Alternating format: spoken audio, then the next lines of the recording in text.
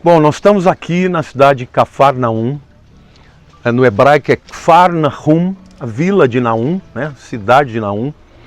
Era uma cidade muito importante porque era um centro, né? Onde havia um centro alfandegário aqui, né?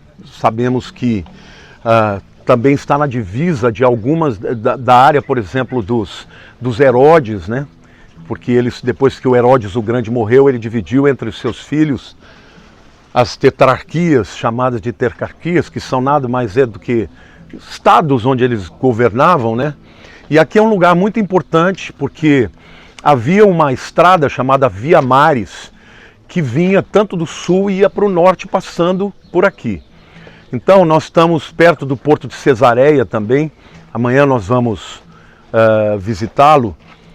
E muitos vinham também para fazer negócios e aportavam em Cesareia, e alguns entravam dali e seguiam de cavalo, de camelo, e seguindo para ir para o norte. Aqui nós temos a Turquia, na época chamada de Ásia Menor, né? E de lá para a Europa por terra, né? Então aqui Jesus escolheu para ser o seu lugar de pregação. Então fica claro que Jesus, imagine vocês um jovem de 30 anos, começou com 30 anos, o Pedro tem 29. Ele veio para cá com uma mensagem completamente diferente, muito mais aberta. Em Jerusalém, que era uma cidade muito mais religiosa, mais rígida, o centro da adoração, lá Jesus ele foi perseguido desde o primeiro momento que ele começou a pregar. Aqui não, ele tinha liberdade. Aqui as multidões o seguiam e estavam abertas para a mensagem dele. Então Jesus ele tinha um modus operandi, ele fazia três coisas.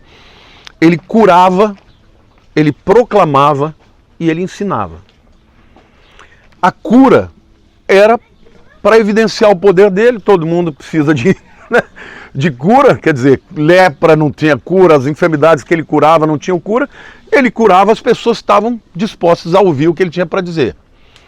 Aí ele proclamava, e a proclamação é a pregação para as multidões, mas ele ensinava também, trazendo um ensinamento mais profundo para aqueles que se dispunham a saber mais a respeito da mensagem que ele tinha que pregar. Esse era um lugar onde tinha muitos gentios. Muitos gentios. Nós estamos próximos da Fenícia, né, que é o Líbano, estamos próximos da Síria, e aqui perto também tinha a chamada região de Decápolis, que eram 10 cidades, todas romanas, mas dentro do território muito próximo. Então Jesus pregou.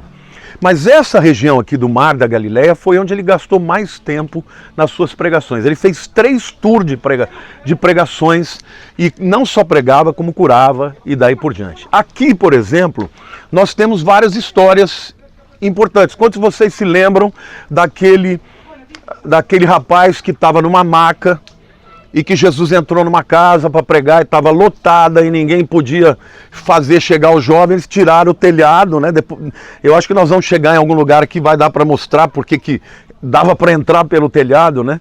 Então foi aqui em Cafarnaum que colocaram aquele homem onde Jesus estava pregando, e aí Jesus diz para ele assim: olha, você crê que eu posso te curar? Sim, Senhor, eu creio. Então, perdoados estão os seus pecados. Aí os judeus, pera lá, como assim? Só Deus pode perdoar pecados. Aí Jesus falou: olha, o que é mais fácil fazer? Dizer perdoados estão os seus pecados, ou toma a tua cama e anda? E mandou o camarada levantar e ele foi embora andando. Então aconteceu isso aqui em Cafarnaum. Então nós estamos aqui, gente. Aqui era a cidade que Jesus escolheu para morar logo após o batismo.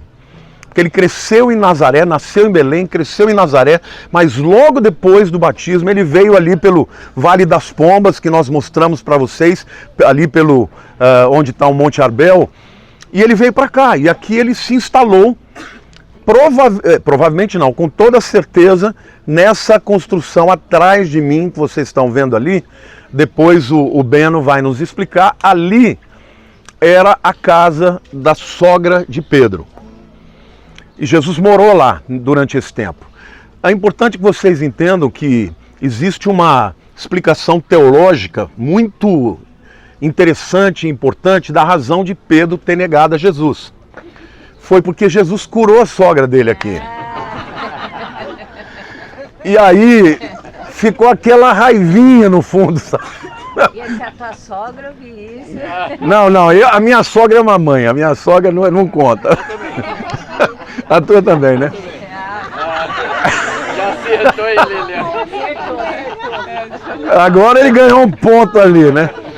Mas então aqui tem muitas histórias importantes.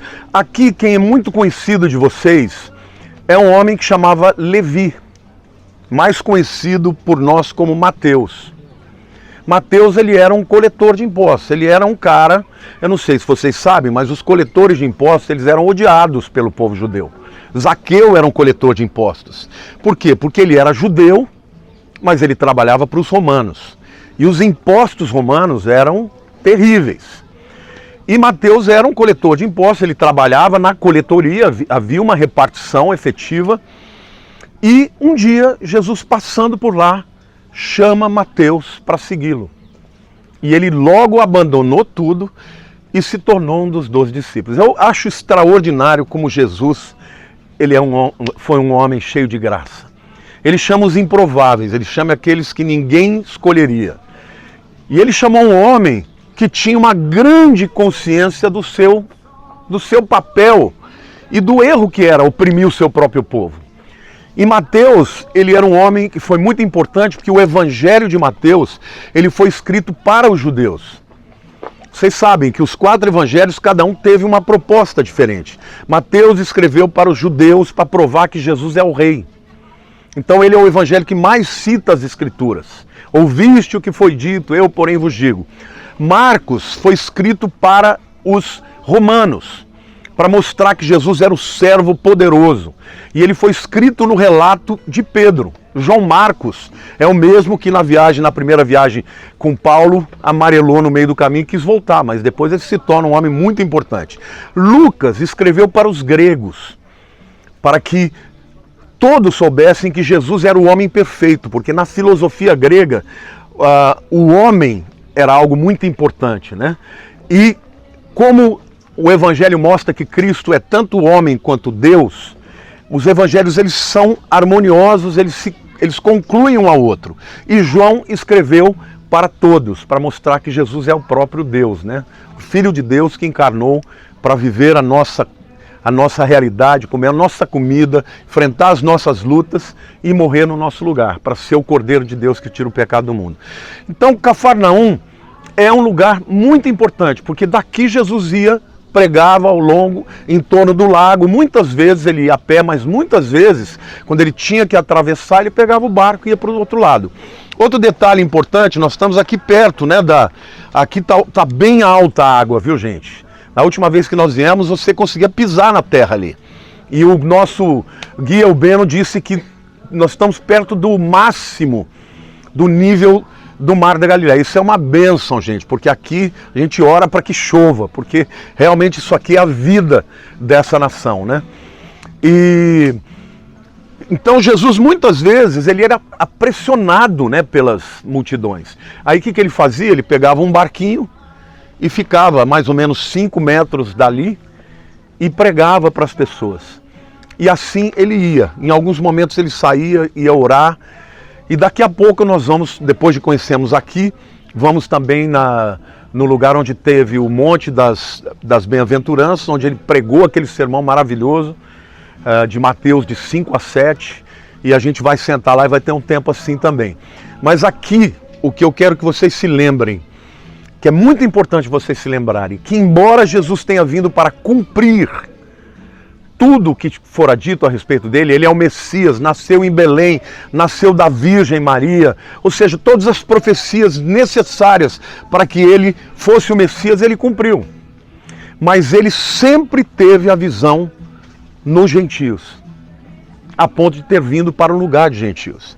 E isso é o que mais diferencia Jesus da mentalidade dos judeus da época, porque os judeus, eles entendiam ser o povo escolhido, e eles tinham um monte de regras para serem separados dos gentios. E Jesus não. Jesus tocou no leproso quando a lepra tornava alguém impura. E Jesus, além de não ter ficado impuro, ele purificou o leproso. Jesus, ele foi tocado por uma mulher que tinha um fluxo de sangue. E ele não ficou impuro, mas ela foi curada. Então Jesus, ele foi um jovem de vanguarda, gente. Então isso explica a razão por que muitos o rejeitaram. Porque ele, frequentemente, ele questionava o modus operandi e o modus vivendi da época. Por exemplo, ele curava direto no sábado. E para os judeus, o sábado era sagrado, não podia fazer coisas. E muitas das discussões de Jesus com eles eram, pera lá, se uma ovelha tua cair no buraco, você não vai pegar no sábado e salvá-la? Quando ele curou, por exemplo, lá em Jerusalém, aquele homem com a mão mirrada, no sábado ele falou, o que é mais importante? Uma ovelha ou um ser humano, né? Então, Jesus ele veio para cumprir a lei, mas todo o tempo ele questionou não a lei escrita, mas a lei oral, a tradição e, sobretudo, a interpretação que dava da lei. Mas a gente sabe que ele veio para morrer. Ele tinha que morrer. Então, a culpa não é dos judeus, a culpa não é dos romanos. Ele decidiu morrer na eternidade. Tem um trecho que eu amo da palavra, que está lá em Apocalipse 13:8, que diz que um dia, na época do anticristo, adorá-la-ão, a besta, né? Todos aqueles cujos nomes não estão escritos no livro da vida do Cordeiro que foi morto desde a fundação do mundo. Ou seja, Jesus morreu na história por volta do ano 29, né? A gente sabe que ele nasceu 4 anos antes dele mesmo, por causa de um erro de datação, uma outra hora eu explico. Mas ele veio para morrer, e ele veio para morrer pelos nossos pecados. E a Bíblia diz que todo aquele que nele crê, não perece, mas tem a vida eterna. Amém? Nós vamos então agora visitar lá, o Breno vai nos contar, logo na frente da casa da sogra de Pedro, tem uma sinagoga, que era a sinagoga que Jesus frequentava na época. Você quer acrescentar alguma coisa aqui ou quer ir lá direto?